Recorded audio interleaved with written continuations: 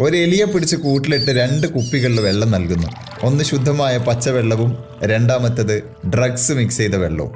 എല്ലാ സമയത്തും ഈ എലി ഡ്രഗ്സ് മിക്സ് ചെയ്തിട്ടുള്ള വെള്ളം തന്നെ കണ്ടിന്യൂസ് ആയി കുടിച്ച് അവസാനം അതിന്റെ ജീവൻ നഷ്ടപ്പെടുന്നു.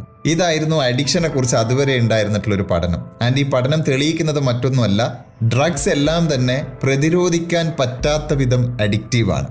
അങ്ങനെ ഇരിക്കുമ്പോഴാണ് 1970കളുടെ അവസാനം കനേഡിയൻ സൈക്കോളജിസ്റ്റായ പ്രൊഫസർ ബ്രൂസ് കെ അലക്സാണ്ടർ ഇതിനെ ചോദ്യം ചെയ്യുന്നത്.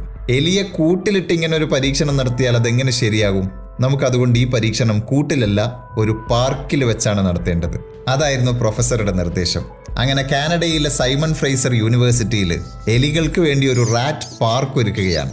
എലികൾക്ക് സ്വസ്ഥമായും സ്വതന്ത്രമായും ജീവിക്കാൻ പറ്റുന്ന കുറച്ചുകൂടി വലിയൊരു എൻവയൺമെന്റ്. അവിടെ എലികൾക്ക് കഴിക്കാൻ ചീസും മറ്റ് ഭക്ഷണ പദാർത്ഥങ്ങളും ഉണ്ട്, കളർ ബോൾസും മറ്റ് കളിപ്പാട്ടങ്ങളും ഉണ്ട്. എലികൾക്ക്